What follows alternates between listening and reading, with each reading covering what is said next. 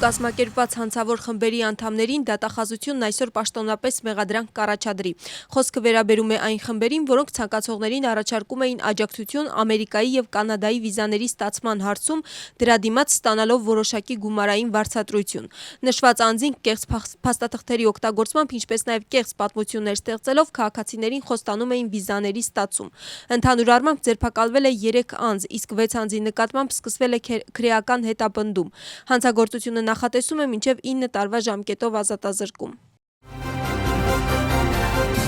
ԱՄՆ-ի դեսպանատունը շնորհակալություն է հայտնում Վրաստանի դատախազությանը հանցավոր խմբերի բացահայտման եւ ձերբակալման համար։ Դեսպանատան հայտարարության մեջ ասվում է, որ հանցագործները բացահայտվել են Վրաստանի դատախազության եւ ԱՄՆ-ի դեսպանատան տարածաշրջանային անվտանգության ծառայության համատեղ գործողության արդյունքում։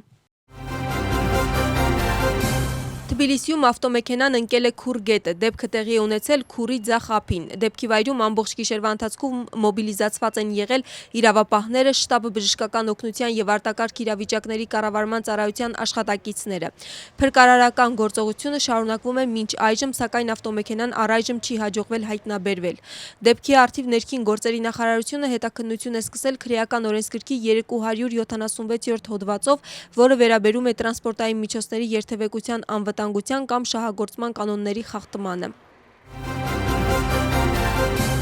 Թբիլիսին հյուրընկալում է Եվրոպայի ազգային չափագիտության ինստիտուտների ասոցիացիայի 20-րդ գլխավոր ժողովը։ Ժողովին մասնակցում են եվրոպական երկրների չափագիտության ինստիտուտների, միջազգային կազմակերպությունների եւ գործընկեր կառույցների ներկայացուցիչներ, ընդհանուր առմամբ ավելի քան 110 պատվիրակ 40 երկրից։ Ժողովի շրջանակներում քննարկվում են այնպիսի հարցեր, ինչպիսիք են չափագիտության ռազմավարական զարգացումը, հետազոտությունների եւ նորարարությունների ապագա առաջնահերթությունները, թվային փոխակերպումը, կայուն զարգացումը եւ տեխնոլոգիական անկախությունը։ Ժողովը կփակվի հունիսի 5-ին։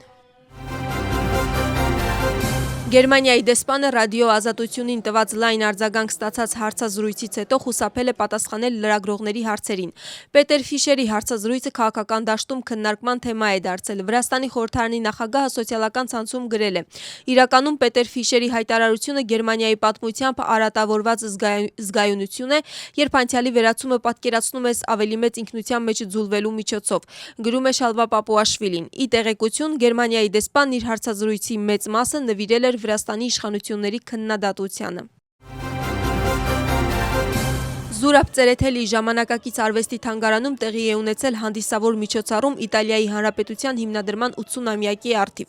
Ելույթներով հանդես են եկել պաշտոնատար անձինք, հնչել են Իտալիայի եւ Վրաստանի պետական օրհներգները։ Միջոցառմանը ներկա են եղել դիվանագիտական կորպուսի անդամներ, ինչպես նաեւ բիզնեսի եւ մշակույթի ոլորտների ներկայացուցիչներ ու Վրաստանում բնակվող իտալացիներ։